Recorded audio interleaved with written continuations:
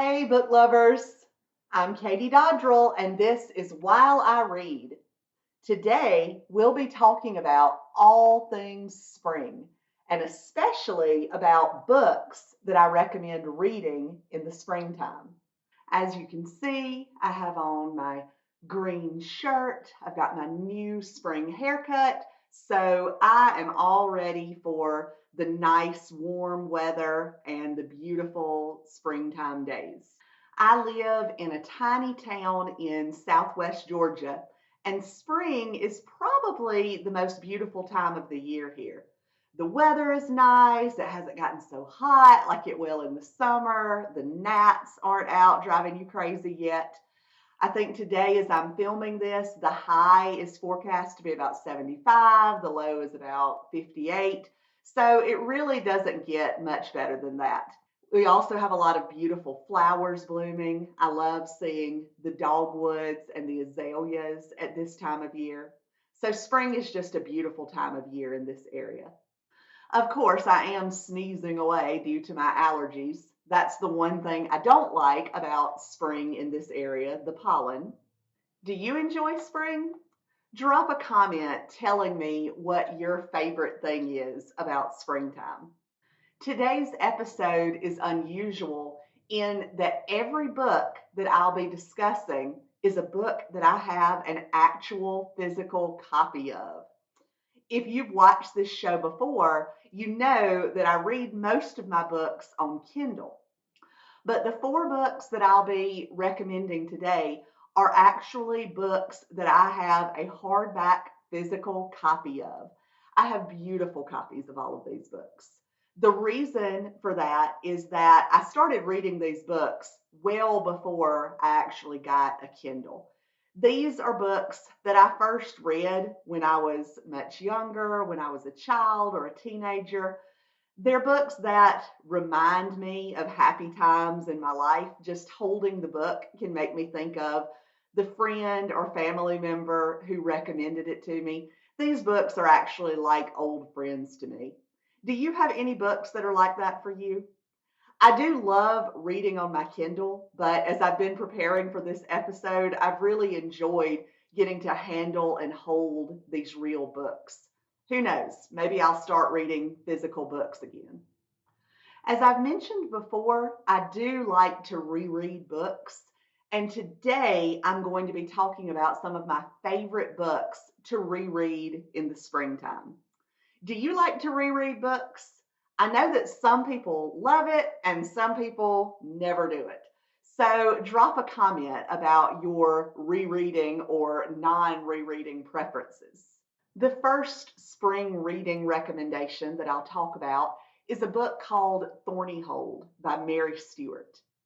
I first read Thornyhold when I was in about ninth grade, and it has a very special place in my heart. It was recommended to me by two very special people. One was my best friend Amy, and the other was my granny. My granny was the branch manager of the library in my town, the Butler Public Library. And I have lots of good memories of going to the library with Granny. When I was little, sometimes I would stay all day with her there while my parents were at work. And as I got older, I would go there to visit her. And I can just remember spending lots of time in the library and really enjoying it. As far as Thornyhold, I think that Amy recommended it to me first, and then Granny heard us talking about it and said that she loved it too. I think I actually have three copies of Thornyhold. At the Butler Public Library old book sale, Amy beat me to the only copy of Thornyhold and got there before I could. Thanks a lot, Amy. But I got this copy of it at another library old book sale. You can see it still has the barcode in the back that they use at the library. I also have one copy that I bought at Barnes and Noble when they published a new edition of it with a foreword by Sandra Brown. And then I also bought a copy of Thornyhold on Kindle. So I have three copies of Thornyhold. I just can't have enough copies of it. Just a quick, interesting side story about Mary Stewart books. For many years, they were not available on Kindle in the US. They were available on Kindle in the UK, but not the US. You could go to the Kindle store and you could see the books there and you could click buy, but there would always be an error message and you wouldn't actually get the book. So I researched it a little bit. I never understood the whole story, but it was something about the publishing rights to her book that Kindle in the US or Amazon in the US didn't have the rights to it. So for many years, I didn't have Mary Stewart books on my Kindle. But in 2018, my husband Ryan and I took a trip to England. And while we were there, one of the things I made sure to do was to buy almost all of the Mary Stewart books on my Kindle. So that's how I got the Mary Stewart books on my Kindle. I don't know if they're available on Kindle in the US now, but you can check and you can also buy them online, new and used copies, and you can sometimes find them in bookstores as well. Getting back to Thornyhold, it was the first book that I read by Mary Stewart, and I went on to read almost all of her books. I'll definitely be talking about her other books here on the show as we continue. Thornyhold's heroine's name is Jilly, and the book starts when she's a child, living with parents who are fairly distant and don't have much time for her. She gets sent to boarding school where she faces bullying, and her mother dies while she's still a teenager. She has to go home and look after her father until he dies when she's in her late 20s. The only bright spot in Jilly's life is her cousin Gillis, her godmother. And her godmother Gillis leaves her home, Thornyhold, in her will. So Jilly moves to Thornyhold. She discovers that there are some mysteries about her cousin Gillis's life. There is a handsome neighbor who has romantic feelings for her. And there's also a local coven of witches who may or may not want her to join them. My favorite parts of the book are about Jilly moving to Thornyhold, fixing it up, working in the garden, going for walks, just enjoying the freedom and simplicity of her new life at Thornyhold. This is a good book to read in the springtime because so much of it takes place outside in nature. There are beautiful descriptions of the area where Jilly is living and of the house, Thornyhold. I've actually had to take a break from Thornyhold. I've read it so many times that it's hard for me to enjoy it now when I try to reread it. I know that may sound crazy, but if you're somebody who rereads books a lot, I think you'll know what I'm talking about. Sometimes you just have to take a break for a little while. But if you've never read Thornyhold, I'm jealous of you because it's such a good book and I think you'll really enjoy it. It's just a relaxing, restful book to read. You'll like Thornyhold if you like romantic suspense with just a little bit of the supernatural. Next, let's talk about The House on the Cliff by D.E. Stevenson. This is another book that I read when I was about 15 years old, just starting high school. I checked this book out from the Butler Public Library from my granny. I actually bought this copy at an old book sale at the Butler Public Library. And it's just a really good book. Thornyhold and The House on the Cliff are actually two of the first books that I read that are not children's books or YA books. They're books about grown-ups. They were written for grown-ups, and I felt like a grown-up when I was reading them. This book is actually very similar to Thornyhold because it's about a young woman in her 20s who's kind of had a tough life. Her mother has just died, but she finds out that she's inherited a beautiful house on the coast called Mountain Cross, and she goes there to live. Does this ever actually happen in real life, or is it just in books and Hallmark movies? I would love to find out that I inherited a beautiful house in the country and I could just go there and live, not have to work, just live my best life there at that house. I don't think it's actually going to happen to me, but I can dream and I can read books about it.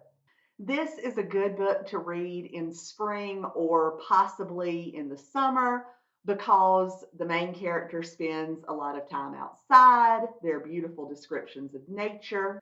It's kind of like the main character, Elfrida, is on vacation. She's living in this beautiful house, which of course comes with a pair of servants to look after it, clean up for her, cook for her. And so she's living there, just living her best life. There's a little beach where she can go and sunbathe, and she's just having a really good time in this house. Of course, there are conflicts. There's another relative who has a claim to the house as his inheritance. And Elfrida also has three possible romantic interests. For a long time, the D.E. Stevenson books were out of print. And the only way you could get them was by maybe buying them at a library old book sale, or you could go on Amazon and buy a used copy of them. But some of the books are actually back in print now, and you can even buy them on Kindle. If you've never read The House on the Cliff or a D.E. Stevenson book, again, I'm jealous of you because they're really good books, very comforting. Both Thornyhold and The House on the Cliff remind me of my granny whenever I read them or even just when I see my copies of them. Granny was the first one to check them out for me at the library.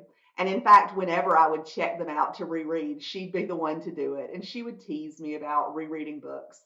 So they're full of good memories of my granny. They're really special books to me for that reason. And also because they're just really good books. Another book that is perfect for spring is The Secret Garden by Frances Hodgson Burnett. Yes, this book is a middle grades novel, but I enjoyed it as both a child and as an adult.